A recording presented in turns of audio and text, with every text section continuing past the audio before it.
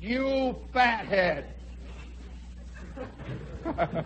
You'd be surprised what it was. Oh, I'm on the air. It's all right, sir. Don't just see these little girls there. It's all part of the window dressing. We won't be on for another half hour. Ted Malley is still giving his weather. So just be calm out there. You know, since we are here now at the Limelight, are we all at the Limelight, gang? Let's hear it. What a hole! And it's in the heart of sizzling, live, dynamic, honest, clear, clean-cut Greenwich Village, where the search for truth goes on endlessly. Right, gang? We're searching for the truth tonight, eh? Yeah, I can hear that. You notice how they chickened out when you said the truth? There's a little fear. You know, have you ever had the feeling that you take the average person, especially men, I don't know about women, but I can tell you, the average man, he's walking down Fifth Avenue or he's walking down the main street in Trenton, just walking along, you know. You put your hand on his shoulder and say, okay, buddy, it's all over. He'd say, all right. I'm serious. I'm sure that the average guy always waits for the heavy hand on his shoulder. And when you use the word truth, he always thinks it's in connection with somebody else's rottenness. But you look a guy right in the eye and say, the truth is going to come out one day. And then what? Well, I want to tell you what. For the past 2 weeks, I have been living with the Beatles, or as they would call it, the Beatles. And I've been in Dundee, Scotland. I've been in Edinburgh. I've been in London where they work, Leeds, Liverpool. I've been in all these various cities on a whole series of one-night stands with the Beatles, living with them, living in their room with them, in their dressing room, riding through the dark countryside, trying to escape the fanatics, and observing England from the other side of the glass. Now, we're all Americans here, and the one thing that Americans are used to, they're used to constantly being under the scrutiny of other people. For example, Beyond the Fringe comes to New York, and it's a satire by Britishers, mostly about America. And we sit out there and applaud, you know, and somehow it seems right that Peter Cook should tell us what's wrong with Congress, you know. Somehow Peter Cook knows all the things that are happening in the American presidential election and so on, but it never works the other way. I suppose you're aware that if I were to appear in Britain, they would not immediately nominate me to play Richard the Lionhearted. And yet, are you aware that they're casting a movie here in America, and they've just recently cast a man to play Abraham Lincoln? Guess what nationality he is? We're going to have a British Abraham Lincoln. And somehow, you know, that makes him more official, you know. I mean, the idea that Laurence Olivier or somebody like that is playing Lincoln seems a lot more real than if, say, an American were to play Lincoln. Because, you know, there's a little thing there. Well, being a good American, of course, I have been completely awash in Britain ever since I was a kid. We take English literature in school. We go to drama. We study English poets, English history. In fact, most of us know more about English history than we do American history. And so now I find myself in England, in the real thing, sitting in a little tiny, superheated, stinking, smelling dressing room, knee-deep in fish and chips and beer with the Beatles. England's final answer to Richard the Lionhearted. You know, it's a weird thing. And out in the darkness, I can hear the sound of millions of girls screaming. It's a children-girl thing, you know, in England. And you hear, it sounds like 1,000 sirens going off in the distance. It's just a high-pitched wail. It goes, whee! Goes in waves, whee! And then one of the Beatles says to another Beatle, I think it was George said to Paul, he said, Paul, you're a Beatle. And Paul says, aye. And George says, Paul, you're a Beatle. Pass a miracle. Walk on water. Walk on water. And Paul says, okay. And he goes to the window, sticks his head out with the hair, you know, wow! The whole world explodes. He throws it back again, and he turns back to me, and he says, are you Beatle people? I said, no. He said, well, then sit down and have a beer. Well, I'll tell you that the sense of unreality, I think that these people feel, nothing is real out there anymore. And they have to drive at night at 3 o'clock in the morning through secret roads that are guarded by police so that people will not attack out of the bushes. And at night, when you're sitting in the back seat of the car and the Beatles are hiding down on the floor at 3 o'clock in the morning, going God knows where, being protected from God knows what, you begin to have a slight realization of what mankind is about. And you don't really quite like it. And at the same time, you can't help it because you're part of it. It's like being in the Army. Any of you in the Army in this crowd? Well, you know the sense of being in the Army, and you've got a uniform on. You're walking around like other people, and yet you're not part of it. I wonder whether or not anyone has ever recorded that one facet of Army life, that when you're in the Army, the other people are totally unreal. The civilians. They seem to be another race. And that's the way it is with the Beatles. Today, the world is like Mars to the Beatles. They're the only real thing, just four of them sitting there, eating a steak, drinking a beer, and it's all brought to them. You know, they're never allowed to walk on the street like normal people. They're never allowed to even look out of the window because riots. How would you like that fantastic sense of power that if all you had to do was go to the window and say, kill each other, boom, boom, the knives would come out. That's exactly what they do, and they do it often, you know. Once in a while, Paul will sit there, you know, and they get a little bored, and they're all sitting around in their T-shirts. And outside, you can hear the rest of the acts going, you know. You can hear the rock and roll roaring around. And suddenly, Lennon, or maybe Paul, will get up. You like a little excitement? And Ringo says, That's Ringo's total vocabulary, incidentally. It's not one of the brighter people. But he's sweet, girls, all right. I wish I could tell you the real stories of the Beatles. Ringo goes, And then Paul goes up. Usually he goes up to the window. He says, watch this.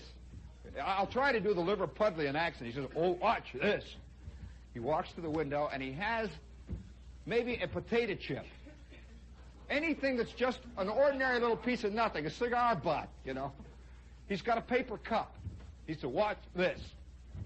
He looks out the window, and he just peeks out a little bit. You know, they have drawn shades, and everybody is out there. The whole city of Glasgow is out there. Millions of them. And just 5 minutes before, you know, you have an idea of the kind of madness this thing is.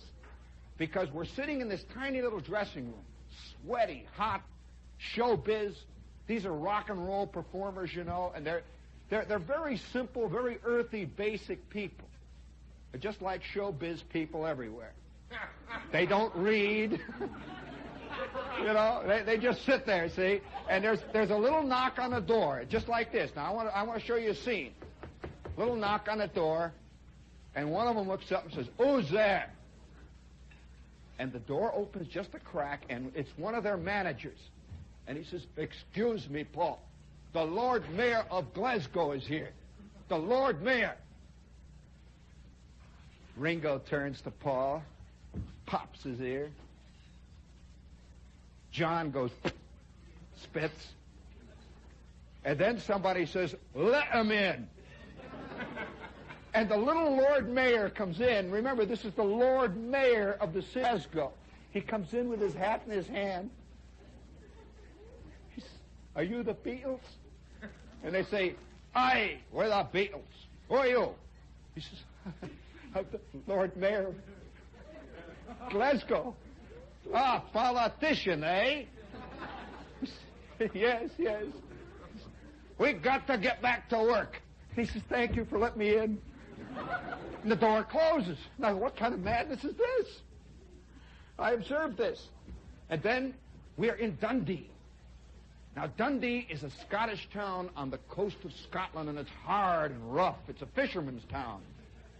And in fact, I'm not in town 5 minutes, and I'm walking past this little tiny store, and the window is filled with knives.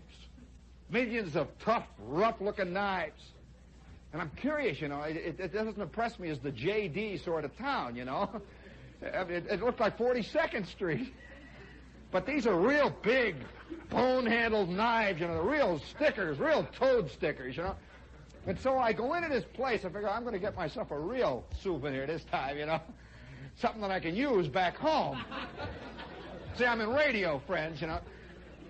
And so I go into this joint, and here's this little lady standing back, a little Scottish lady, and I go into the store, and her little daughter or something is with her, and they are totally unused to seeing Americans. Americans do not come to Dundee, especially in the off-season. And especially they don't come to a little second-rate, what appears to be an Army-Navy store, where they had a collection of old maces from old crusades, you know, left over. That's the way with the British Isles, you know. You can buy some great surplus there. So I walk in, and I'm standing there, and their Scottish dialect is so almost totally unintelligible. And I said to her, "What are the knives out in the window? I'd like to look at some knives." And she says, "Sure, those knives are for killing sharks." I said, "For what?" For killing sharks. The fishermen here use them for sharks."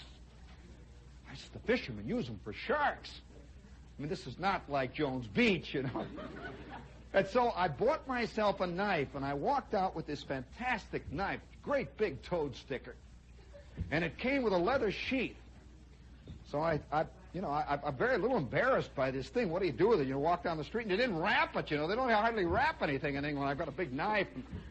Walking down the street, and I didn't go 20 feet, and a man came right at me wearing high rubber boots, and he had a toad sticker that went down to his kneecap. Just walk, clunk, clunk, clunk. He walks past me. Great big Scottish shark fisherman. They fish for shark livers there, and you could smell them a mile. He walks past, you know, my eyes clouded up, and he... By the way, I'd love to show you how. I just wish we weren't on the air. I've been working on it. I will entertain my friends with this, but you ought to hear a Scotsman swearing. It is, honest to God, it sounds like a fantastic symphony. I have never seen creative swearing like you hear a Scotsman. And I sat in the back of a Scottish taxi cab in Glasgow, which is one of the toughest cities in the Western world. And we were going through the side streets of Glasgow, and this guy kept up a steady stream of stuff. At first, I thought he had bad tappets. I thought his valve springs were bad. He just swore steadily. And it's all in Scottish, and somehow, when it comes out with those rolling R's and that, it sounds cute. You know, we go right down the mainstream, right down the mainstream of traffic, and I become aware of a sullen undertone of the same thing going on. And that's the way you drive a cab in that town. I don't think they use gas. Just what a tough city. So now you've got an idea of what Dundee is like. It's rough, tough, you see. And I am there with the Beatles. The Beatles are playing this little theater. There's about 3,000 seats in it, and it's bigger than the town, you know. And the Beatles have arrived, and the fishermen are coming in. Big guys with boots and funny hats on with the knives and stuff. They're clomping in. And now we're in the dressing room in Dundee, Scotland. It's a very strange thing for an American to get inside of life. Most of us, Americans, are rarely admitted to this kind of a world. And the Beatles were sitting in their dressing room, waiting for their dinner. And out, just where the sea began, you could hear millions of Scottish kids screaming. Just a steady beat. You could just hear it coming in, and the rain was coming down, and you could hear the toad stickers clanking out there. Oh, it was a strange, surrealistic world, and I just wondered what it was all about. You know, have you ever had these moments when everything seems so unreal that if you were to walk across the room and to float 6 inches right off over the carpet, it wouldn't surprise you, you know? I couldn't put anything together. I had only been out of America about 3 days, and now I'm in the back room of a ramshackle old theater in Dundee, Scotland. And you could smell oatmeal. You know, the Scots live on oatmeal. You could smell oatmeal, and they drink Scotch whiskey. They really do drink it. And when you walk through the streets, you can smell it everywhere. You're stepping over, you know, all the time. Well, they really put it away. And the Beatles are sitting there, and they're passing it around in paper cups. We're in Scotland. I'm trying to get my bearings, and there's a knock at the door. Now, get this scene. This is the Beatles in Dundee, Scotland. This is an ancient part of the British Empire. There's a knock at the door, and one of the Beatles says, "Who is there?" And I hear another little knock, and it's their secret knock, which says, "It's okay, open up." And so Lennon goes over, and he takes the door, and he just sort of peeks out, and there is one of their managers, and he says, "A countess is here." And Lennon turns to the other Beatles, and he says, "A countess." And Ringo says, "Let her in. Let's take a look at her." I says, "A countess coming to see this, you know?" And sure enough, the door opens, and in came this magnificent. She really looked exactly the way you think a regal countess should look. She's dressed in furs. She's tall, thin. She has a peculiar kind of ring she wore. She just sort of held her hand this way. And she walked in, and behind her were two ladies in waiting and a tiny little chauffeur wearing little black hats and black puttees, you know, like those in the, you know. And I'm standing there, you know, watching this. My God, I had this terrible feeling of being an eavesdropper on something I shouldn't have seen, you know. And the countess comes in, and here are the Beatles, all with their shirts off. One is sitting there picking his toes, his shoe is off. I'm telling you the truth. I'm not inventing it. They're all sitting, and not one of them gets up. You know, they're all sitting like this. And the countess comes in, her furs trailing behind her, and you could just hear the sound of these medieval trumpets rising, you know. It was the British Empire. She walks in and stands in the middle of the room. Nobody said a word. Until finally Paul said, "I hear you're a countess." She says, "Yes, I am a countess." "Yes, yes. Are you the Beatles?" And Ringo belts John in the short ribs and says, "Get this, are we the Beatles? Is she putting you on?" You know, their hair all hanging there. "Are you the Beatles?" It's like asking, "Are you Santa Claus?" You know, the big beard. And so one of them finally, you know, I said, "Well, when are they going to ask her to sit down or something?" You know, and here they are. They're shoving potato chips in their mouth. You know, one's eating the potato. One guy's got a piece of fish hanging out. Like the scotch, they're belting it out. And she finally says, "We have driven all the way over from the castle to see you, and I'm so delighted that you've allowed us to come backstage. I love your work." Ringo says, "Huh?" And she says, "Yes, we play your records at the castle all the time." And somehow I had that, suddenly I could hear it. Rock and roll, booming out through the castle. You know? You just don't want to think of England, do you?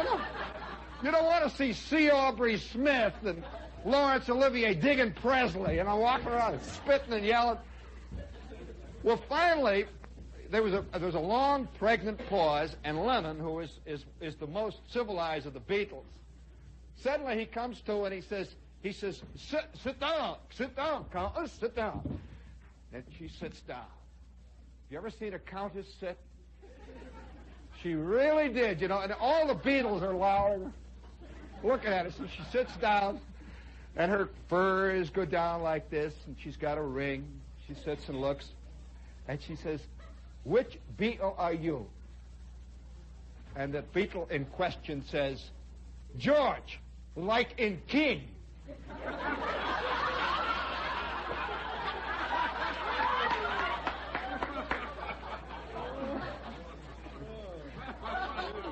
So help me, I heard it.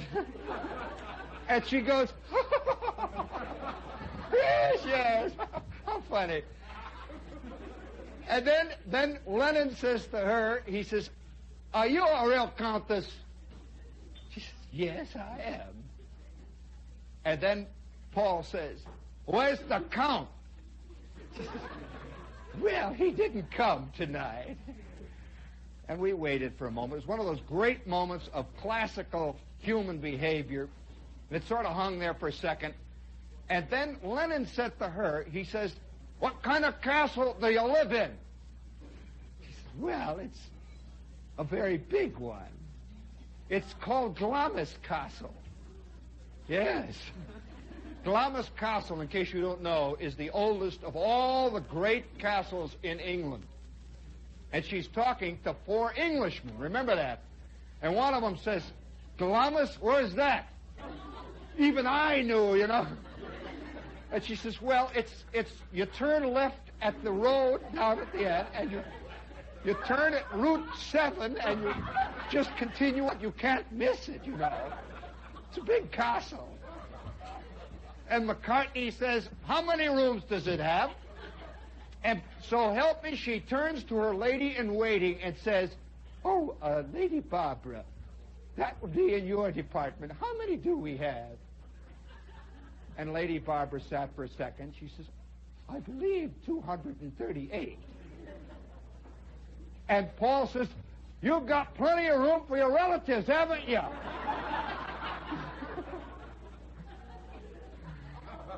And she says, "Yes, we have a lot of room."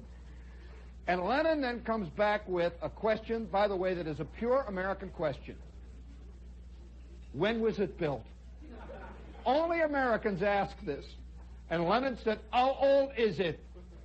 She said, I believe it was started in 1067. 1067. And I'm listening to this fantastic story of the British Empire unfolding right out there before me. And the Countess finally said, you could see she was the master of all difficult situations. This is the thing that sets the aristocracy apart and above us. And she didn't know how to end the conversation. And she finally said, she says, "You'll have to come and visit me. Why don't all of you come to the castle?" And Paul said, "Hey, that ain't a bad idea. We're staying in a damn motel tonight." And you can see automatically, the poor Countess can see 4 drunken Beatles arriving at 4 in the morning yelling with 8 million fans in Glamis Castle. And she says, "That would be lovely. Now, may I have your autographs?" And one after the other, Paul, George, Ringo. And that's the end of it. And she walks to the door, and the Beatles, not once getting up, fish and chips, their gin going, slugging away their scotch. She gets to the door, and one of them says, "Oh, Countess, have you eaten? Would you like something to eat?" She says, "It looks very good." And out she went to the sound of more trumpets. Well, I sat there, and I thought, for crying out loud, I'm an American. I shouldn't have seen this. Somehow it didn't seem right that I should see a thing like this. That, was she slumming or were the Beatles slumming? It was very hard to tell. She went out, walked down the hallway, and Paul said to John, he said, you guys, that's a real countess. And John says, yes, I've seen countesses before. They always wear coats like that. And Ringo goes, And that was the total discussion of the Countess and her life. Now, the next night, I thought, this is a fluke. And so the big concert went on, and the people screamed and yelled, and it was almost like a kind of fever in the air. It was like the bubonic plague. It was very hard to tell. It's hard to describe it to you. It's as if the entire country has decided it's going out of its skull. And they have appointed the Beatles to be the reason. And the Beatles recognize now they don't even sing anymore. They just go out on the stage, and woo, it starts, and they wave a little bit, and then they go off. And the roaring continues for hours. So about 2 hours later, I'm in the back seat of the Beatles' car. And we're heading for the Scottish Highlands.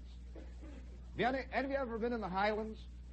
It's a very interesting experience. These hills climb all the way to the sky. And the country is probably the most beautiful in the world, next to Switzerland, and possibly even Switzerland included.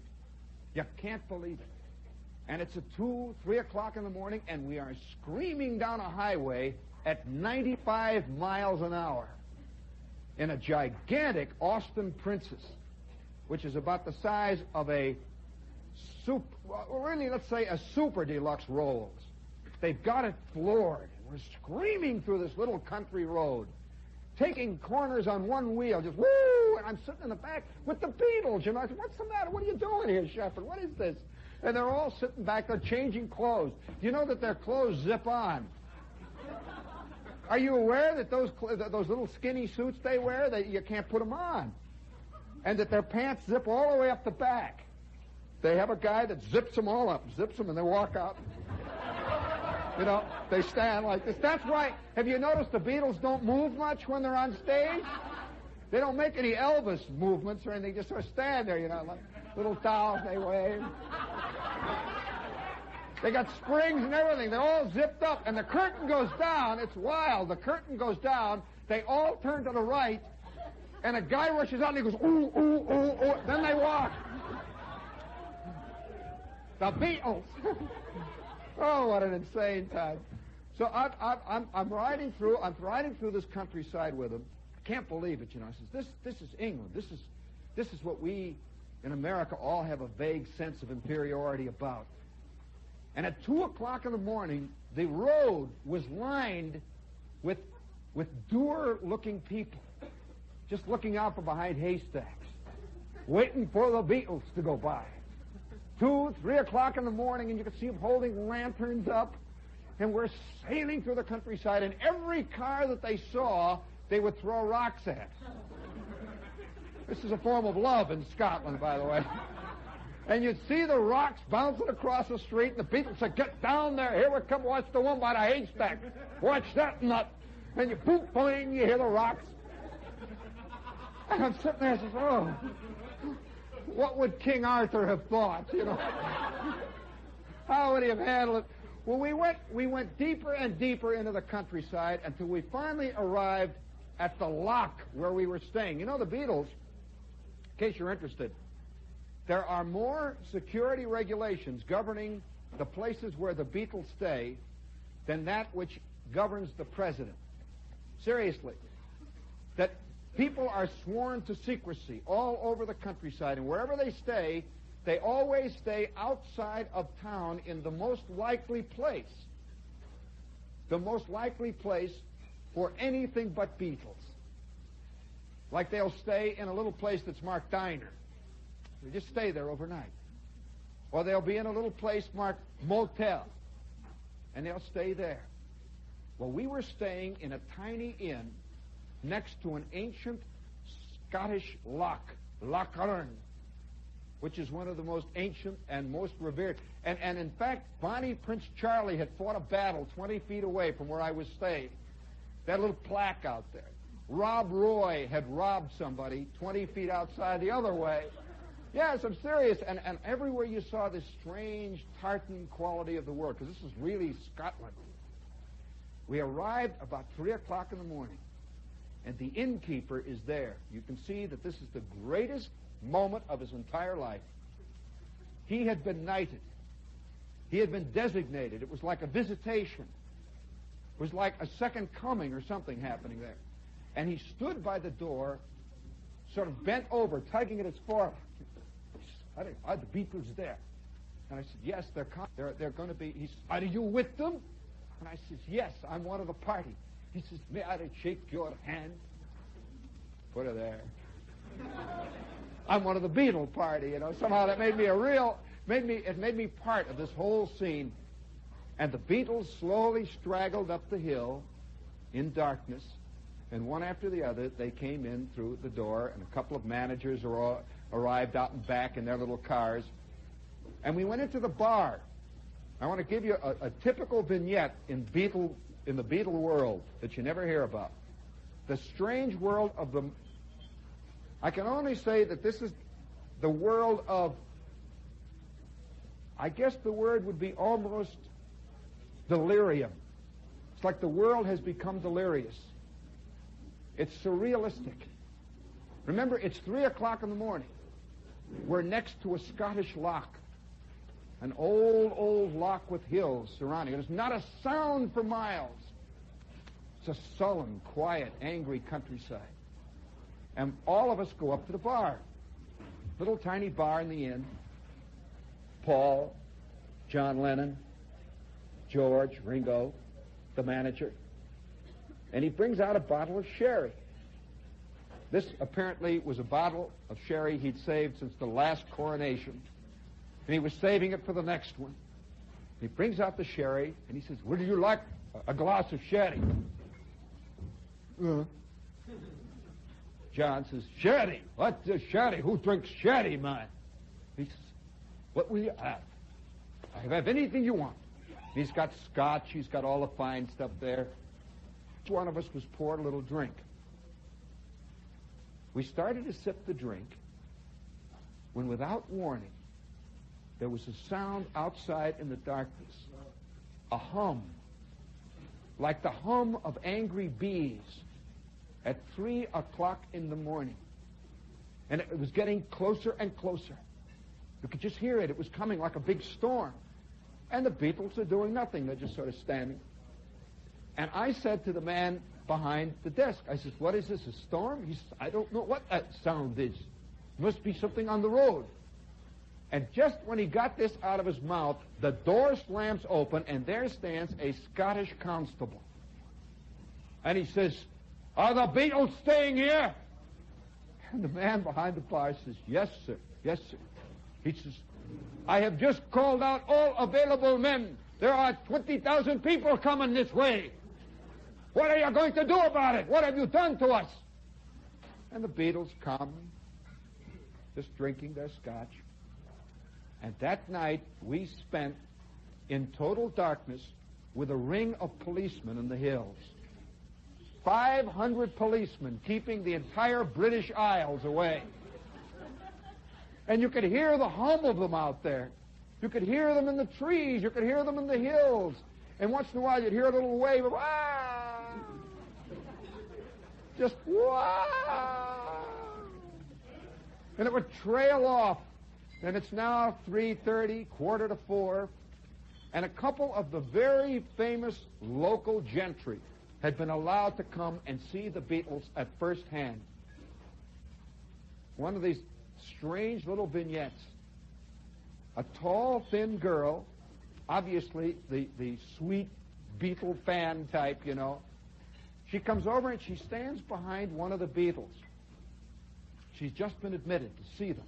She can't believe it, you know, because they're not real to people anymore. They're kind of like dolls. They're strange little automatons. And here they are. They're sitting there. And she walks over behind and she just sort of looks down.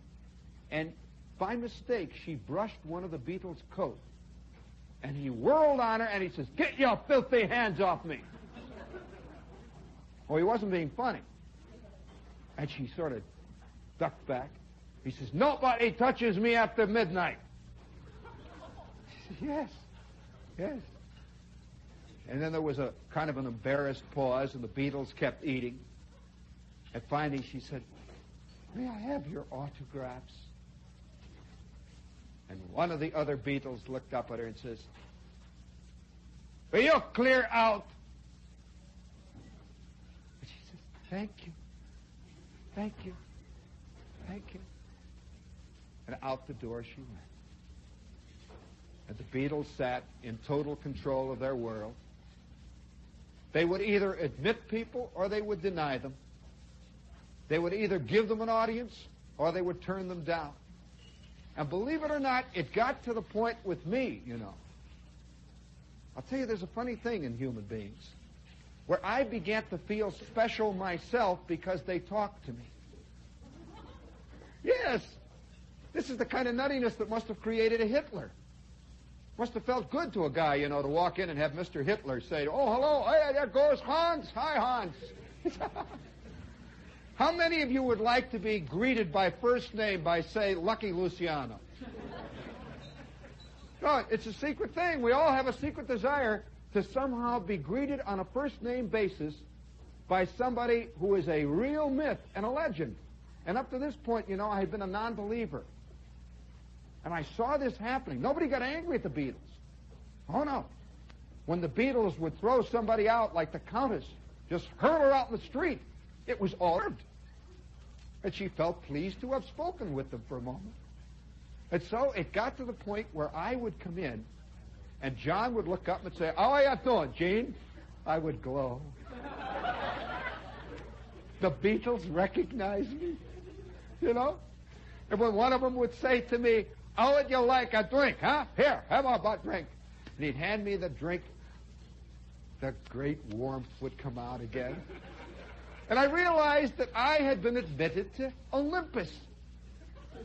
I was allowed to be on the same plane with a world phenomenon. Fascinating.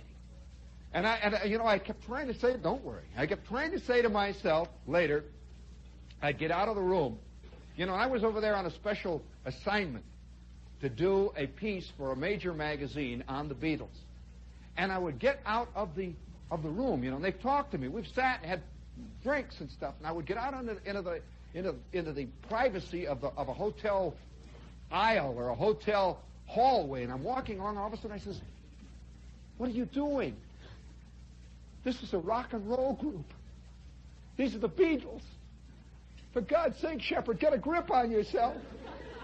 And then the door would open down there, and McCartney would stick his head out and he'd say, "Hey, Gene, when you come back, knock twice. We'll let you in. We don't want to let anybody else. Just knock twice." He'd slam the door, and then I'd say, "I know what I'm doing. God recognizes me." Well, you know, I learned something then. I learned how impossible it must be for a reporter to remain objective in the presence of the very great. Now, notoriety can be greatness, you know. I remember one day down in the Yankee bullpen before a ball game, one of the hard-hitting, angry writers from the Post, you know, the Post works in anger, you know, like other people work in clay and marble, you know, really bugged. They look at the Yankees as a plot against the Mets, you know. And one of these hard-hitting, angry reporters, you know, almost all of the really angry writers are very undersized little guys with thick glasses. It's what makes it come out, you know. And I'm standing back down there, way out by the bullpen, you know, where the Yankees have the bullpen way out in the corner there. You expect to see nobody out there. Well, standing right next to the bullpen wire fence is Roger Maris. He's just standing there. He's been chasing fly balls. And you know how Maris stands anyway. He's got that snotty way of standing, you know, just that real loose way. You know, one hip is flung out, you know, he's got his hat, that straight-on hat. He's got the mitt there. And Maris is just surveying his entire kingdom. You know, from out around that bullpen, you can see all of Yankee Stadium. You can see the press box. You can see 80,000 people. You can see those 3 tombstones over here. And Roger is he's in his milieu. And he really is the king of it. So I am standing out there. I don't say anything. I'm an observer. I make it a rule of thumb is to keep your mouth shut unless spoken to. I found this works very well. So I'm out there sort of walking past. I'm seeing Raj. Raj is standing there with that big number 9 on his back. He's wearing the home uniform. He spits. And I see this little New York Post writer come scurrying around the edge of the path. Little man, you know, he comes up, you know. Hi, Raj. Raj looks down. Hi, Ray. I've invented a name. He just says, hi, Ray. That little guy straightened up. You could see his gut fully. Raj is doing nothing. He's watching the flags, you know. He doesn't even know. He's just waiting for his time at bat, you know, in the cage. And the little man says to him, how does it look today, Raj? Do you think we'll do it today? Do you think we'll do it today? Do you think we'll do it? And Raj just simply says, I don't know, Whitey's going. It's pretty good. The little guy says, that's what I thought. Looks good. He scurries away, and the next day, I read this piece in the Post, and it's a hard-hitting expose of why they should trade Roger Maris. And I thought, gee, you know, so much of this is that problem of objectivity. Have you ever thought how it must be to travel around the country in a presidential train where you're really with the president, and the president comes in every 5 minutes after giving one of these whistle-stop speeches and sits down next to you, eats a sandwich, drinks a beer maybe, or has a glass of milk, begins to know you, begins to know that your name is Myrtle, this is old Ray here, and there's Fred. How can you possibly keep your objectivity? I know many a good drama critic who is totally ruined that day that Olivier begins to call him Bert. Forget it. It's never going to happen again. Never be able to observe the scene with that old cold light of objectivity. And as I rode throughout that countryside, I found myself slowly becoming not only a Beatle fan, but a Beatle. Yes, I began to, you know, when the screams were out there, they were screaming for me. You know, I was sitting in the crowd with them. I was part of it, you know, they were me. And I'd walk to the window. You know, one thing about Beatle fans, they scream at anything that moves. You got to understand that anything that moves, they scream at. And even if it doesn't move, if they think it's moving, they scream. And so one of the band boys, one of the kids who worked in the Edinburgh Theater, all he did was set up the drums, you know, that kind of jazz. He came backstage, and there's this little window looking out over the alley where there are 18 million kids screaming for the Beatles. And he was talking to one of the Beatles about setting up the equipment. You know, just a straight conversation. Like, what do you want it? You want it back over there or over here? And one of the Beatles says, don't worry about it, man. I'll adjust it myself. He said, okay. And then he turned and walked to the window. Just stood there for a minute, and then pulled the curtain back and looked out. And there's a fantastic, Wah! He pulls it back. He turns back to the crowd. He says, just once I wanted him to scream for me. Just once. Now, that sounds like I invented it, but so help me, that's exactly what happened. He said, just once I wanted him to scream for me. Which brings up a point. How many of you secretly scream for whatever it is you scream for, whether it's a presidential candidate, whether it's a philosophy, whether it's a Beatle? How many of you scream? How many of us scream just out of the sheer exuberance of screaming for something. Just screaming for anything. Anything that somehow will respond to our screams, like bow a little bit. Yeah.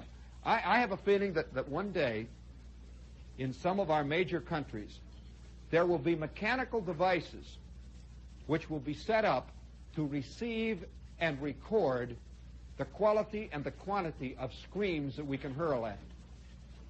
And that we will have favorite machines. Somebody will like the green one. Somebody will like the red one. Somebody will like the blue one.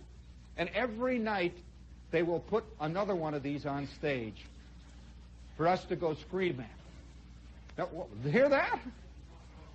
Whose watch? Strange. But it's a curious thing to sit backstage in with the Beatles and see the kind of madness they engender. Do you know that when the Beatles are on stage, not one person listens? Are you aware of that? And a good 25 to 30 minutes before the Beatles come out, the thing starts. Their screaming starts. And they don't sit, of course. They all stand. And have you ever seen paintings by Hieronymus Bosch? Well, I stood on the stage. Let me tell you, the wildest scene of all is not to watch the Beatles. But I stood on the stage, apron, just back of the curtain where you could see out and they couldn't see you, and I watched the audience. And whoever was staging this, I'm telling you, it was a fantastic job of staging. They had red lights playing over the audience. Just back and forth, red and green spotlights, up into the balcony, and over here into the loges, and the bottom here into the theater pit. And this entire mass of screaming, waving, insane, wild human beings. You couldn't even relate to it as human beings. It was like you were looking at some kind of swarm of beetles or gnats or some kind of an insane wasp nest that's been stirred up. And then the final night happened. It had to happen. Even the Beatles themselves had never seen anything like this. We were playing a town called Leeds. Now, Leeds is an industrial city, just an ordinary kind of place. It's like Gary, Indiana, as a matter of fact, or like Union City. You know, there's a lot of factories and refineries. Sort of a tough, nothing city in England, an ancient one, but very nothing. And nobody was expecting what happened. It just came out of the combustion. The Beatles were on stage, and the waves were coming up, screaming, just roaring up, one after the other, and it was getting higher and higher. And the man standing next to me was their road manager. He'd heard thousands of these, and he said to me, he says, "This doesn't sound right. This doesn't sound right." And he called two of the stagehands. He says, "Get over back here. Something is going to happen." He said, "It sounds funny." And sure enough, it did. It was getting more and more. It was coming in wave after wave and quicker. And suddenly, without any warning, it was like a big wave coming right out of the ocean. It broke right over the parapet, and there were about 50 girls on stage. Just went boom! And the Beatles, they staggered back, their little zippers popping, And the Beatles, by the way, are all about 4'3", And this great wave of girls all poured up on the stage, and it was a fantastic melee, and the stagehands, constables, and me, by the way, we all rushed out, and big scream for us, part of the show. And what do you think the girls were doing? It was unbelievable. The girls were tearing off their clothes, not the Beatles, but theirs. Literally tearing their clothes off on the stage. There must have been 50 of them. Well, here they are throwing these chicks back like footballs into the crowd, and they were all about 8 years old, 9 years old. You grab one and whoop, her bloomers are flying, and the rest of the crowd goes, "Wow!" And we're throwing them back.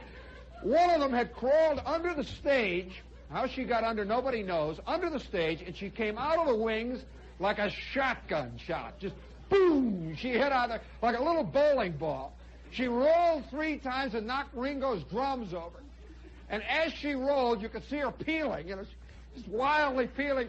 Ringo grabbed her by the neck and pushed her down. Get away from me!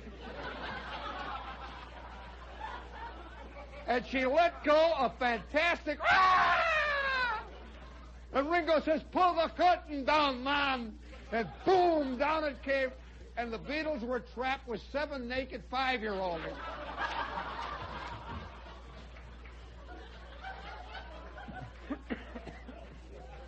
What a moment, I'll tell you. A great moment in the English theater. I'll tell you, they're throwing the kids off the bow. And, of course, that ended the show for that night. And the next day, the press blamed the Beatles. The press said the Beatles, once again, have caused violence to strike our small city here. And I'm thinking of all those parents at home with little girls named Agatha. You know, little skinny girls eating oatmeal. And the mother says, did you enjoy the Beatles last night? Yes, Mommy.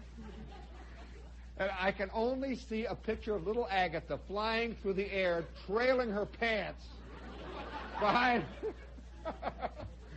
No, I suspect, you know, and I began to have a real understanding of what this is all about. It has nothing to do with rock and roll. And I'm curious, and you know, the Beatles often talk about this. In fact, the Beatle manager, a couple of them, this is a subject that always comes up, is, I wonder what the next act is going to be like. Well, already they're beginning to pop out. There's one in England that comes out on the stage, and there are 4 guys, and they wear their hair down to their waist. And it's all in a bouffant hairdo that goes trailing on down. Have you ever heard of that group? They wear pink sweaters, and they wear these tight stretch pants that girl wears. You know, these little things that girls wear, and they come out with high heels. Oh, yeah, I'm serious. I'm not exaggerating. They're the biggest new thing in England. Now, I can't tell you what the audience does with that crew, because we had women and children listening to us. But I saw them work in London, and you cannot believe it. First of all, their audience isn't really little girls. It's something else.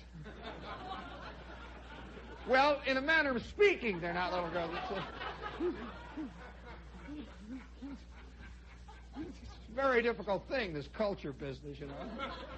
And when you get over and you get close to the underbelly of all this that's going on, you wonder just really in what direction. The third day I was there, Pravda came out with an editorial, and they had a picture of a riot that had occurred in one of the English cities over the Beatles, and it translated said, another example of Western decadence. And everybody says, oh, what is this stuff? You know, what? And I thought, well, is it or isn't it? Are they telling the truth or are they not? Let me tell you of the night. You want to hear about the nightclub that I went into? It's the innest, hippest English nightclub. And the number one guest that night was Mandy Rice Davies.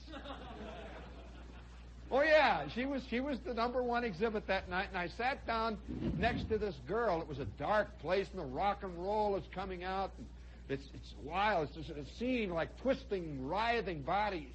And the music is just booming out. And I'm an American, you know. We're used to, you know, the limelight, how innocent, you know. I come in there and I sit down, look around, and the guy next to me says, would you like to meet Christine Keeler? I says, the Christine? Drapes and a toga, and you're in business. Oh, yeah, you know, decadence. I think that one. Oh, hey, we're on the air again. Come on, let's give Ohio a big hand, crowd. Hey, listen, you just don't know how it feels to have to live in Circleville. You people just go through. I mean, you know, some guys never leave Canton, Ohio. No wonder they think New York is a plot against them, which it really is in a way, you know. But speaking of plots, we're back here at the Limelight in the hearty, reliable Greenwich Village. A Fleischmann's yeast cake of passion here. And yes, it's fermenting. I can feel it. We'll be here until about midnight or so. And if you're casting around for a cheapy place, we're here. You know, speaking of cheapy places, one of the great things about traveling, I mean really traveling. By traveling, I mean getting out of the tourist rut, really traveling, is it does the same thing to the traveler that being in the Army does to the soldier. It gives you a sense of anonymity and a sense of irresponsibility. I'm curious how many people who are very hip back here in the States who would never think of taking a picture of a statue in Central Park. All of a sudden, their basic slobism comes out in London. They just walk around, you know. You can be a slob. Nobody can see, you know. Even if you're a Village Voice writer, you can be a real slob in Greece, you know. Nobody's going to see you there, you know. And of course, it holds in all kinds of areas. Now, back home, I don't go to nightclubs. It just doesn't interest me much. Well, I'm in London. I'm there about the second or third day. And one of the Beatles says to me, he says, have you ever been to the Whoopee Club? Well, I'm giving it a name. It's a different name, by the way, than this. So this is an artificial name I've given it. So I says, no. He says, well, man, if you want to really see something, go to a Whoopee Club with me. I said, fine, all right. And so that night, long after everything had been put away, are you aware that in New York City, now wait, I'm going to let you in on something, people, that right here in New York City, there are little cells of inness, little places where the really in people, and they're allowed in because they are in, you know. I don't know how to express it. It's just, they're in, you know. These are the people who go through life and never pay for anything. The whole world is on an expense account as far as they're concerned. They even charge dying to the Diners Club when they die. They deduct it. These are people who never pay for a blessed thing in their lives, and they're the true ins. You might call them the borderline celebrities. In fact, they're even more celebrities than celebrities because, you know, a real celebrity has to do something. An actor has to work and be an actor to become a celebrity. He's a working man, in short. A painter has to paint to be in. But there is a special kind of celebrity who is above all of that sort of thing. And they're truly in. And all over the city of New York, there are these little rooms, little dark rooms. They're called this club and they're called that club. They're never mentioned in columns, by the way. They're that in. And at 2 o'clock in the morning, you have these little gatherings. You know, all those people that appear on the Johnny Carson show. And you sit in there, yeah, all the official people, you know. Oh, yeah, it's great. You know, you can't believe it. Zsa Zsa Gabor, they're all there, you know. And so when you get into one of these places, you're actually admitted. You feel like somehow that there is something in this business of heaven. That some people are admitted to some things and others aren't. And that we're all always before the great bar of justice. Now, the beautiful thing about most people is that they're not even aware that there is an in. These are the true out, you know. They're just... They're all looking at me dumbly like I'm inventing this, you see. This is the great lumpen proletariat. And the guys that are in have the most fantastic disdain for that lumpen proletariat out there, that great population made of cream of wheat. You know, the people that they run over with their Alfa Romeos, you know, that kind of, you know. Oh, yeah, I'm serious. There is a real aristocracy in this world, and they have the complete disdain for those out there. And that includes everything morally, you see. That the morality that the lumpen proletariat abides and lives by, that is a sign of outness, literally. And that the more you behave in the accepted pattern of behavior, the less likely you are to ever be admitted in. Now, I suspect that if Nero was around, Nero would have 5 of these little establishments going. They, as a matter of fact, have existed all through history. All through history. And usually, most of the people in a civilization are totally unaware of this. It's just they don't even know that it's there. And yet these people are a kind of leader. Because after you've been to a few of them, you recognize that what is going on in here is what will be going on out there 5 years from now. But what will be going on in here then is unimaginable. Totally unimaginable. And so one of the Beatles says, "Why don't you come to the Whoopee Club?" And I says, "The Whoopee Club?" And he says, "The Whoopee Club." And I, immediately I think of something like with girls dancing, and cigarettes and all that stuff, the hat check girl, and, the whole bit, see. I'm really a lumpen proletariat. I wouldn't be here if I wasn't, on the radio yet, on the John Gambling station. Gee. So I said, yeah, I'm sure, I'll go there. And he says, wait, this is quite a thing, So that night, the show is over. We finish our work. The Beatles have finished making $8 million. I have finished observing them. Everything is settling back now to a normal thing. And, of course, in a city like London, a Beatle can get around with comparative ease because, it's a fantastically big city and all the men have got their hair like this. So, it's just another one of the goops, that's all. And so we are sitting in the back seat of a cab, me and this Beatle. We're going, we go up and down little side streets, and I figure, where are we going? What is the side? Because I keep thinking in terms of, the Great White Way, Broadway, the Copa, and all, the Latin Quarter. And he says, the Whoopee Club. And when he said the Whoopee Club to the guy who was driving the cab, I noticed a very peculiar thing. The cab driver gave a sudden quick look back. He says, aye. And he sort of scrunched down. He didn't know who he was with, and he wasn't taking any chances. He just knew about the Whoopee Club. That's all, It's legendary. So I didn't know it until, years after a week, but I saw immediately. So up and down the side streets we go. London streets at 2 or 3 o'clock in the morning have a certain mausoleum quality about it. It's a very spooky city. To me, London is the most foreign of all cities. I say this to you as an American because you're constantly under the impression you can talk their language. You're always under the illusion of contact, and it never quite works, and you wonder why. You keep feeling that everything is a little out of focus, and you're always on the verge of a fist fight.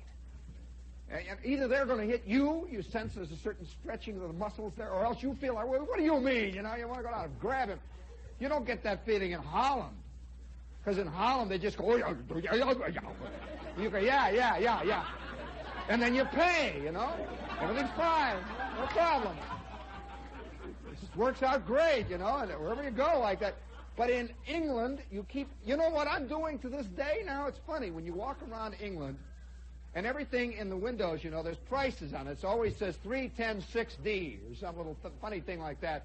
And you automatically divide everything you see, or multiply it by 3, or divide by 3, or something.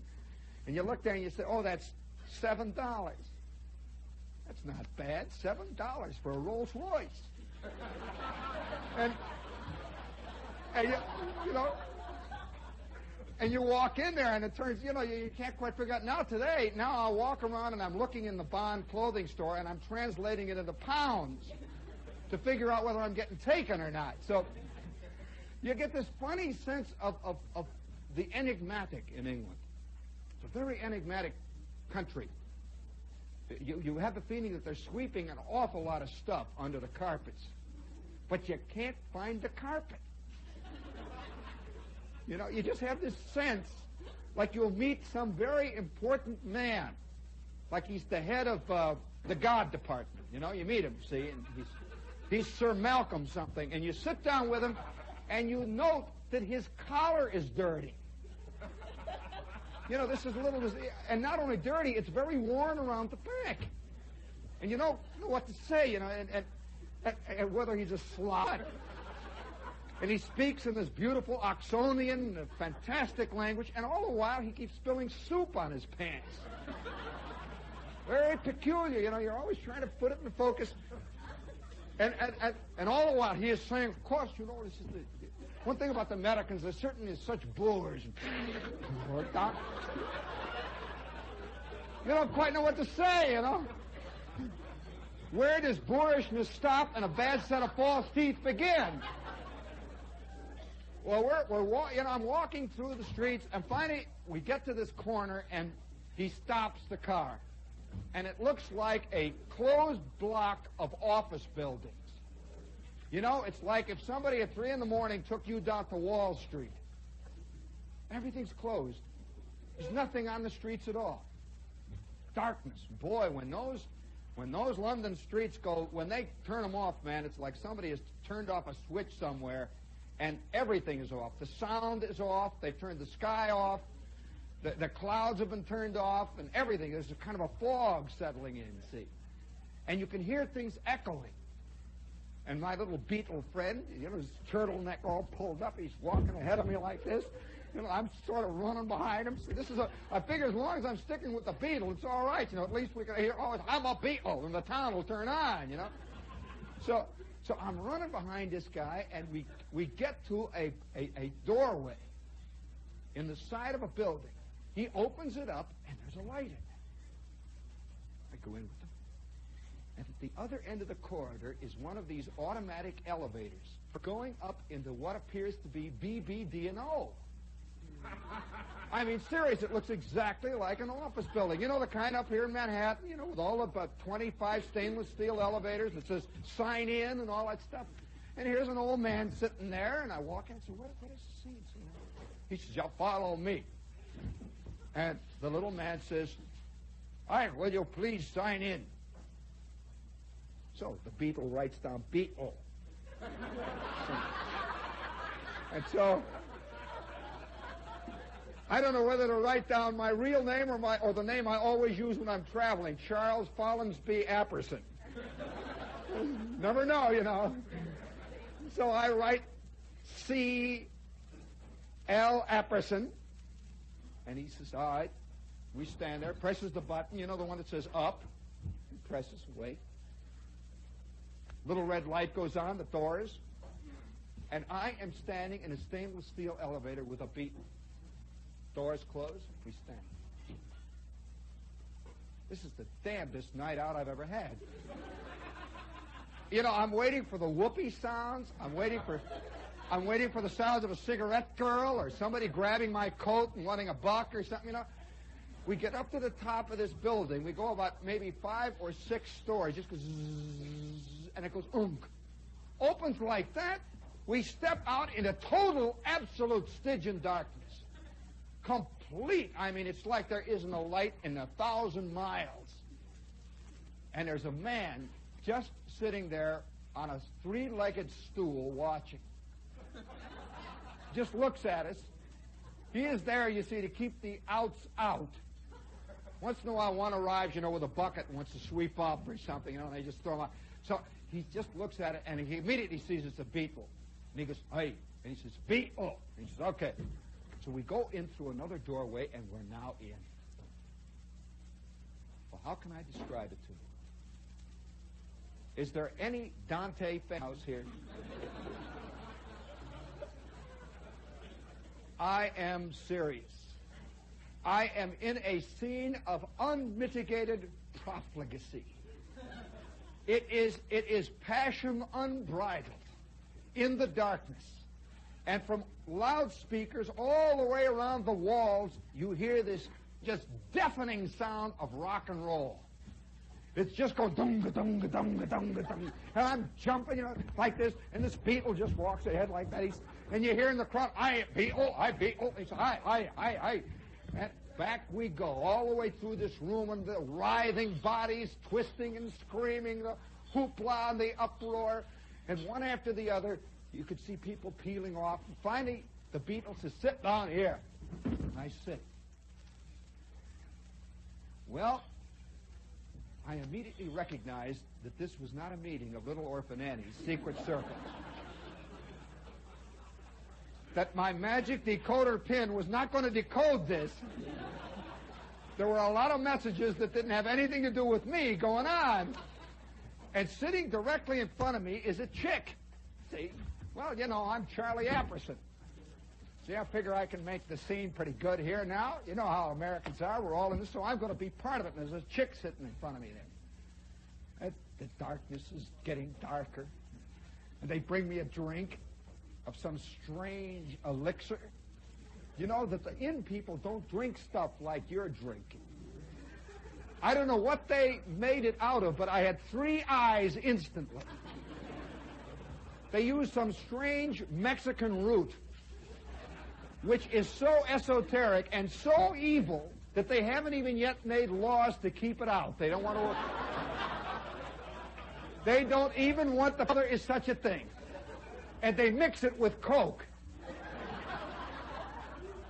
So they shove one of these in my hands, and my eyes are immediately adjusting. I got 3 eyes moving around like this, you know, searchlights, my ears are singing.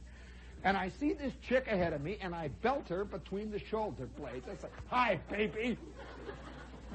Well, the chick turns around and gives me a look of sheer, solid hatred and turns back to the crowd.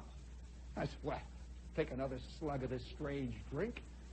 Passion is flowing through my veins like a deep, rich river now.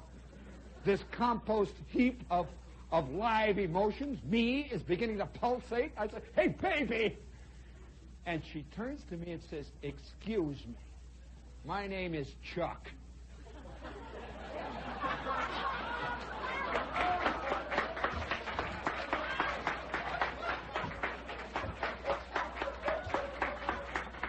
Well, now, wait a minute. Are you applauding Chuck?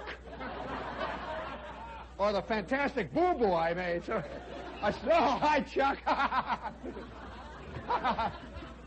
Sit there, you know. And I reckon, and here is Chuck sitting ahead of me there, and he's talking to a real chick. And they're discussing their hairdresser.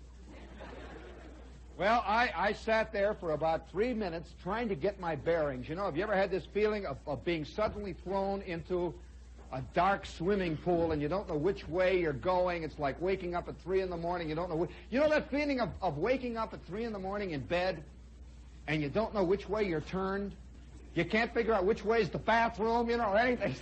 Sort of laying there, you're lying out. You say, "What do I do this way?" You know, you're looking around. You know, you're lying, and here you're actually lying right. You know, you wake up, you turn out. What happened? Well, this is the sense I was having in the Whoopee Club. I didn't know what to say to anybody because I didn't know what the language was. But all I knew was that I was definitely a spy.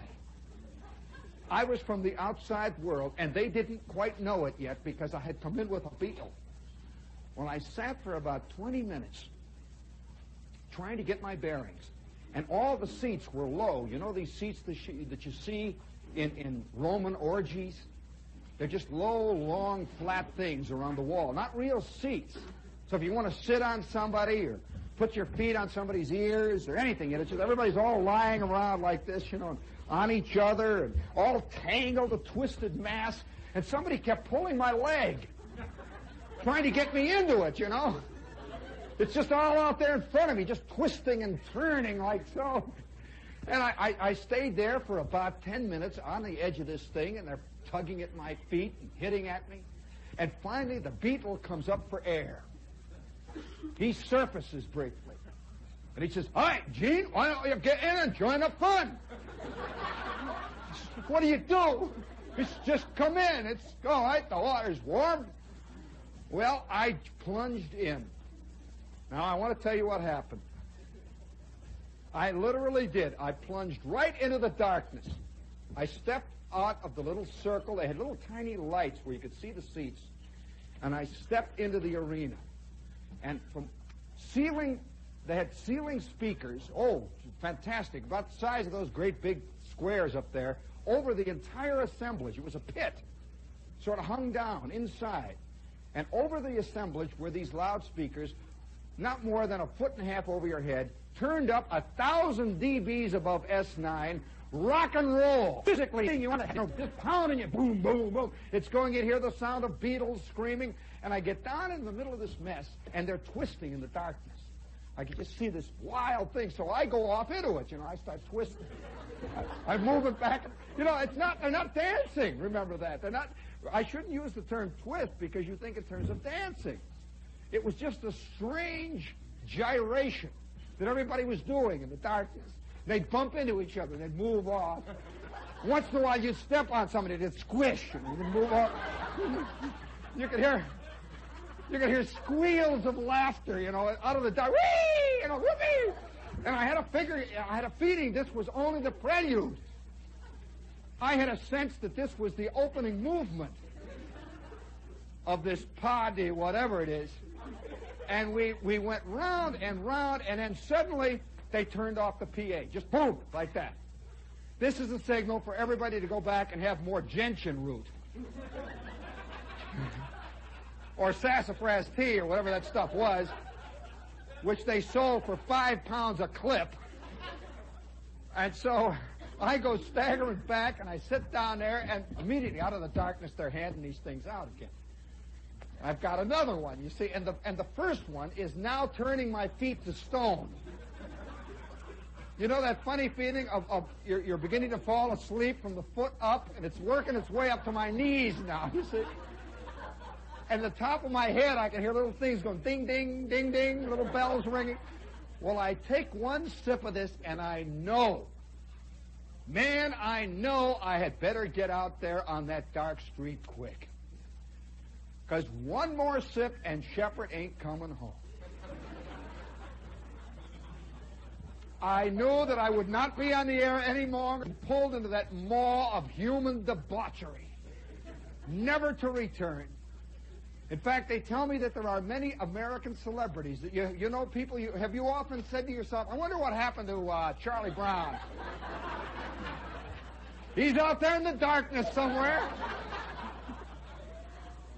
It's insane, and you come away.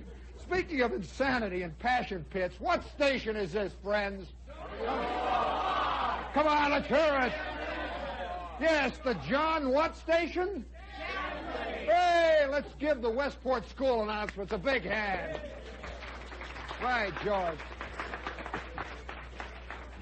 Well, I was kind of stunned for a minute, and I sipped a little bit of my drink. And sitting next to me was Mandy Rice Davies. I'm telling you, so help me, I'm raising my hand. It was Mandy Rice Davies. Now, what do you say to Mandy Rice Davies? Do you say, "I've admired your work"? Like I've been a fan for years. She's sitting right there, she has this beautiful English, strange kind of Cockney accent. And I said, "I'm an American." She says, "Yes, I know." Apparently Americans are no fun in that department. So, there was a kind of a cool moment there, and I said, "Nice club." What do you say? And she just turned to me, stone cold look, and it swept through the crowd. An outsider was in. I knew it. The Beatle came back and sat next to me, and he said, "How you enjoying the club?" And just as he said that, the music started again, and they melted into the darkness, and I was alone.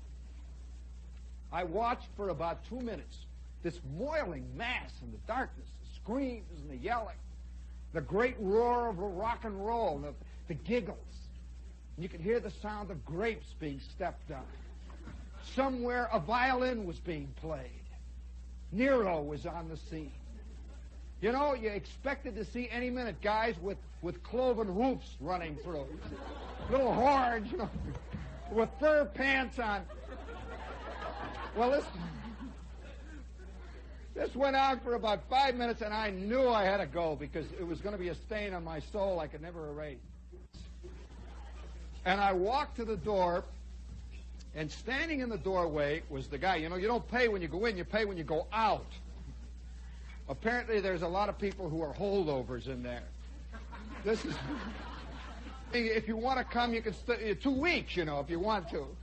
And I walk up to him, and he says, are you a member? And I said, I'm with the Beatles. You're coming back tomorrow, huh, are you? I said, yes.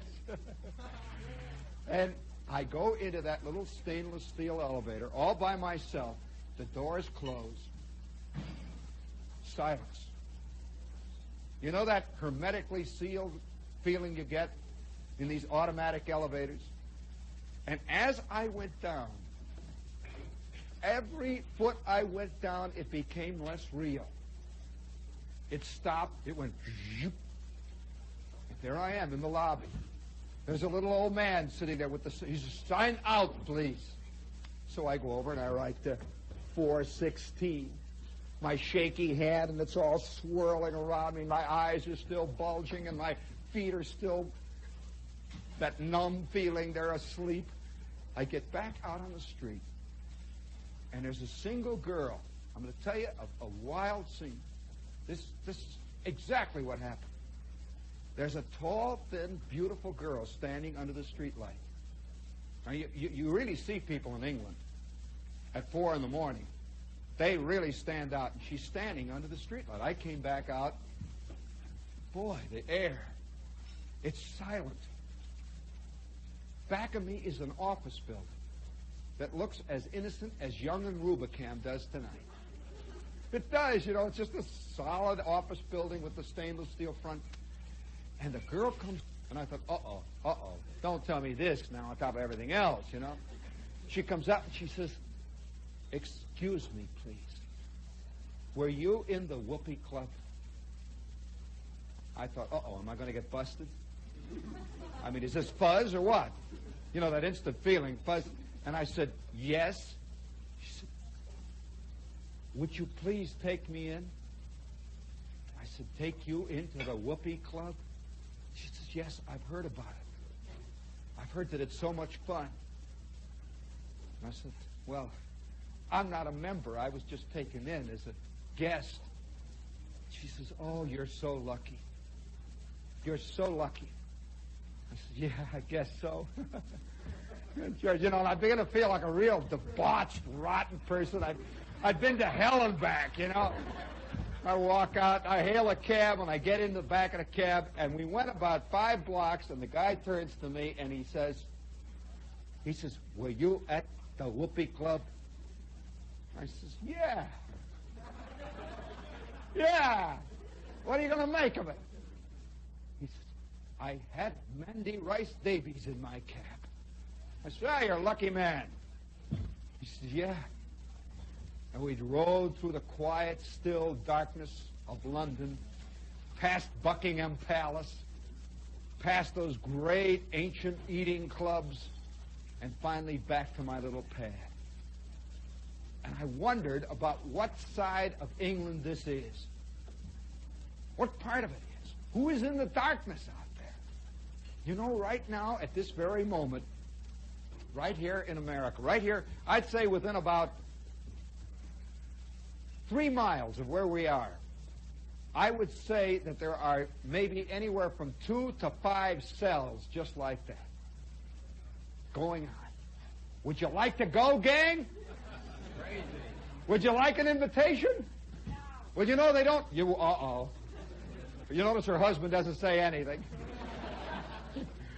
You know, they don't honor diner club cards there. And carte blanche they don't honor. But you know, the funny feeling of being out and suddenly being in is both a good feeling and a very scary feeling. And I had a sensation like that once in the Army. In case you're interested, somebody wanted to hear an Army story. Well, I'll tell you a funny one. This is part of the Army life that's never recorded. It's the sense of being out when you're in the Army. And all the other guys in the Army seem to be in. And you're just there. You got a funny suit on. When you're first in, you're walking around. And I am a ping pong player. I love to play ping pong. Are there any ping pong players in this crowd? Well, I happen to be a left-handed ping pong player. And in the Army, particularly in the Army Signal Corps, ping pong is a way of life. And you can hear the sound at 2 o'clock in the morning, guys whiling away their lives in the day room. You just hear ding-dong, ding, ding, ding, ding-dong, ding-dong, ding, ding, ding-dong, dong, bah, ha, ha, ha, ha. Then there's a pause, ding-dong, ding, ding-dong, dong. That's the Army, you see. Do you know that some guys, some staff sergeants I knew got 3 consecutive raises in ranks without ever giving up their paddle?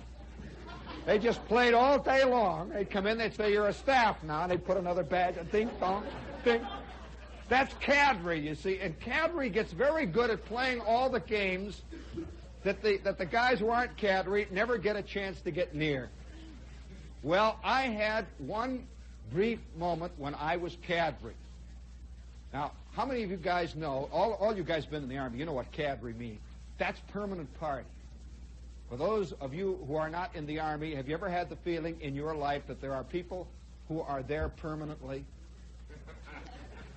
In the office where you work, the real people, you know, you're just there until they catch up with you. Well, that's cadre. They're there, you see. And I'm assigned to this Army camp, and they make me cadre. I've got a patch, and that means now I'm issued my ping pong paddle. I can play ping pong. So I'm a left-handed ping pong player. And so I'm working, you know, by the way, this gives you a fantastic advantage over ordinary ping pong players. And it gives you the illusion that you're a good ping pong player. And so I'm playing, and I began to develop into the best ping pong player. You're looking, right now, seriously, you're looking at the best ping pong player that Company K of the 803rd ever turned out. Absolutely fantastic. Backhand, forehand, I had it down pat. And the one guy I played with, you see, all ping pong players have a favorite adversary. Well, Gasser was my adversary. Gasser was 6'9". He was from California, and he was a right-handed ping pong player. Well, you see, it's like a giraffe fighting a mouse. And I could beat Gasser. It was nip and tuck, but it was always 21-18. Gasser, ooh, you know, walk around. I had that snotty little thing, you know, the little tip over the net. I'd hang him in the corners all over. You know that great sense of power you get when it's going away. You go thing, and it goes shoo, boing. And then there's all right, let's go. Who's served? And you stand back there moving. See, I'm getting better and better and better as I played. 1 solid year in the day room. I went from T5 to staff. In the day room playing ping pong, and I got better and better and better until finally there was no competition, just me and Gasser. And we'd put on these demonstrations, you know, how long can we volley? And so we would volley through an entire basic training cycle, you know, like this, you know, this kind of thing. Watch this, Gasser, you know, zing, ding, ding, Gasser, ding. We're playing, and the people would come and watch us, you know, we're fantastic. Well, finally the day came when Gasser and I were shipped. And we've got our bags packed. I've got my paddle stuck down there with my mess kit. Got a set of extra balls, you know, I'm a real, because you never know where you're going to get shipped. It might be real hell there, you never know, you know. So I've got my equipment, and we get shipped up to Fort Monmouth. Well, now we didn't realize that we were in the world of the real city slicker. And by now, you know, Gasser and I figure we've got the whole scene pegged. We've been in the Army a couple of years, you know. We're real solid types, real GIs. And the 3rd week we're here, we get our first weekend pass. Well, I had never seen New York. Gasser had never seen anything bigger than Whittier, California. Do you know, any of you, because you're all Easterners, do any of you know, I'll bet you never will know the thrill that is only a thrill that will be felt by somebody who comes from way out there in the darkness, on the other side of the Hackensack River, out there past the last Howard Johnson on the turnpike, to whom New York has only been a myth. It's like Oz or the Emerald City. Well, here I am for the first time in my life in New York, and I'll never forget the sight. I could not believe a city could look like this. Incredible. It's intoxicating. Scary. It's unbelievably beautiful. And Gasser and I are walking along 23rd Street marveling. We haven't even seen the city yet. It's 23rd Street that's knocking us out, you know. And we finally get uptown, and we go through Times Square, and there it is. You can't believe it. The buildings, everything stretching, the Empire State Building all the way to the sky. And we're drifting around. We've got about, we had at least 2 months' pay in our pockets. Big, fat wallets. That's a great thing about being in the Army, too, you know. Money is for one thing, to squirt. You don't think of tomorrow. Let me tell you, you got this big fat wallet, you got a pass, a 3-day pass. You're absolutely anonymous. You feel like you're 1,000 feet tall. Well, Gasser and I are walking up and down Times Square. We stopped at the Stage Door Canteen. Do you remember that one? Well, we go down to the Stage Door Canteen. They give us a sandwich. We'd seen the movie about this, and we felt like we were intruders. We went down there, and they give us a little sandwich and a hot dog. And even to this day, when I walk past that street, do you know that in the 40s, right off of Broadway, there's a plaque on the side of a building, and it says, in this building was a historic Stage Door Canteen during World War II. Well, one of the very few times I ever felt like I was really in the Army, the kind of Army you see in the movies with Van Johnson and all that, was the night that I sat down in the Stage Door Canteen. And this little guy is serving. They had civilian volunteers from the theater would serve. And that night, this guy comes up to me, and he sits down. He's going to be good to the GI. And I said, hi. He says, do you like the Army? I said, What do you say to a 4F, He says, do you like the Army? I says,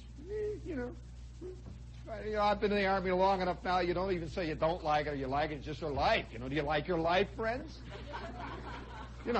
So I'm sitting there, and I said, well, what do you do? And he says, oh, I'm an actor. I says, an actor? In Hammond, Indiana, they don't see actors. I thought, oh, here's a bonus balonus. He says, I'm an actor. He's about this high. He says, I'm an actor. I says, what do you do? Where do you act? He says, well, I make movies. I says, you make movies? Well, immediately this means real acting to Hammond, I says, movies? What? Immediately I'm thinking of Johnny Weissmuller pictures and Priscilla Lane. And he says, well, I just finished a movie called Laura. I never heard of it. It was a new movie. I never heard of it. It's a movie called Laura. I never heard of it. I think I'm putting him down, see. He says, well, I don't know whether it's going to do anything. It's just a pot boiler. It's kind of a mystery. I said, Laura, what's your name? He says, Dana Andrews. I said, oh, come on. I never heard of you. And we're sitting there, and that was the kind of evening it was. Back and forth, a kind of strange unreality, and Gasser sitting across the room talking to the singing lady. Believe it or not, he got hooked with the singing lady who was entertaining him. And so, 5 minutes later, we're back out on the street. Here it is now. It's 1 o'clock in the morning. 2 GIs in town, the first time in New York. And we are up on Broadway in the early 50s. Can you imagine that area there now? There's a lot of car dealers there in that area there. And above those car dealers, they had bowling alleys. One after the other were bowling alleys. And Gasser looks up and he says, do you want to bowl? I said, I want to bowl. All night long they bowled in those days, it was a swing shift and stuff. And one of the windows had a sign that said, table tennis. Little did we realize we were about to meet our fate. We were about to be shucked. Gasser says, let's go up and give him a lesson. So I says, okay, Gasser. And so up those long, winding, dark stairways we go, and there's millions of pool tables. And there's about 25 bowling alleys, and over in the corner there are 3 ping pong tables. And they were beautiful tables. Magnificent tables, not like the day room, you know, with the lumps all over it. So Gasser and I walk over, and a couple of kids are just sort of playing casually, you know, just pinging back and forth. There were 2 empty tables. And Gasser calls the pinboy or whatever he was over and says, how about a couple of paddles here? The guy says, well, it's 25 cents a game. Gasser says, that's nothing. He takes out his wallet, puts a $5 bill. He says, let's go. All right, Shep. He says, what do you want? Do you want the light side of the table or the dark side? We flip. You know, a couple of old ace ping pong players, so we get in a position. I get the ball. It's a real New York City ball, you know, the real big time. So bing. I start to the serve. Bing. And immediately, you know, we're hitting him with authority. That solid authority of feeling free, no scare, no worry. You're on top of your game. Bing. The beautiful lights. Boom. Bing. And immediately, these 2 kids look over, you know. One of them says, wow, you guys sure can play. Gasser says, oh, it's nothing. Watch this. Gasser with the right hand, something, boom, you know. Shepherd goes, ding, you know. Boing. We're banging, you know, like back and forth, and we play a game. Shepherd wins 21-18. Gasser says, okay, I serve. Let's go. By this time, there's about 10 guys standing around watching. Gasser and Shepherd are playing a Minnesota Fats type game. You know, we're really playing it big. And outside, you can hear the traffic of Broadway. It's the big town. It's everything. We're all, you know, there's a kind of delirium that enters into it. And one of the kids keeps watching. And finally, after about 5 brilliantly fought games, the kid says, can I play one of you guys? Gasser, 6'9", says, all right. Which one do you want to play? He says, all right, I'll take that one. Me. Shepherd says. So Shepherd says, all right, okay, kid. Of course, by this time, you know, remember, I'm a GI. I'm bronzed. I got a flat gut. I got stripes all over, you know, my sleeves are rolled up and I'm sweating. I'm really full of it all, you know. So I says, okay, you go ahead and serve, kid. So he goes, bing, boing, bing. She's the worst player I've played since the guy in the day room who was OD, you know, bing. It's a Shepherd boing like this. All right, go ahead. I'll tell you what, I'll give you a 5 handicap. Okay, kid? Thanks. So we play. Shepherd murders him. And so then we play another game. Shepherd murders him even worse. And then he says, can I play the tall guy? And Gasser says, all right, sure. I'll give you a 5 handicap. So Gasser beats him twice.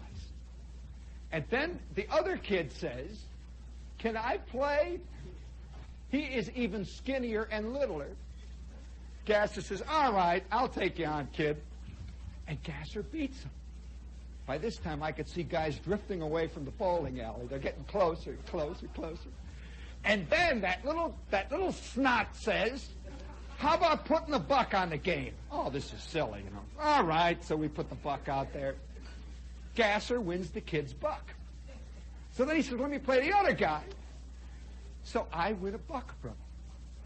I win $3 from him. Gasser wins $6 from him. And finally the kid says, gee, you guys sure can play. We had him pegged for a rotten rich kid. You know what a rotten rich kid is? The Princeton type? So the kid says, listen.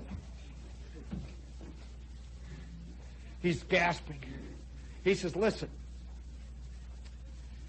I'm a good ping pong player. I don't know what you guys are doing to the ball, but I can beat you. And Gasser says, oh, yeah?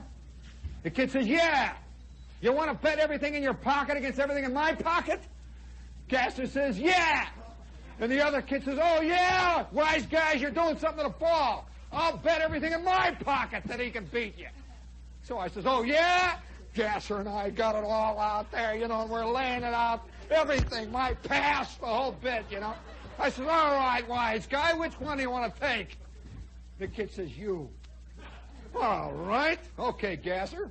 Gasser steps off. Shepherd goes, bing, my best serve, my my back forehand slice. Ding dong boing, and the kid goes.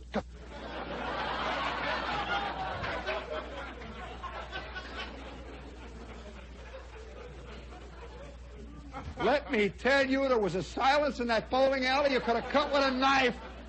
Jaime's got another one on the hook. Well, let me tell you, I figured, it's one of them flukes. I got another serve, so Shep goes, doing, bang, and I get it in the mouth. That came back, tongue in the face like that. I says, Gasser, give me your paddle. He gives me his paddle. Well, it was a nightmare. That guy took me apart and put me together again with ribbons. He took me apart again and then put me together again with airplane glue. Then he shredded me sideways. Then he put mayonnaise on top of me. Salt and pepper. And I'm laying there, every time I couldn't even touch it. It's the first time in my life I couldn't. I figured they put holes in the paddles or something. Can't even touch them. It's going ding, ding. And when he served, I don't know whether any of you have ever played a really good ping pong player. I am standing there waiting, and I keep edging back, and Gasser says, play him deep, play him deep, play him deep. And I'm about 30 feet back at the table, and this guy lays one right in the strike zone, and it stops. It goes, boom.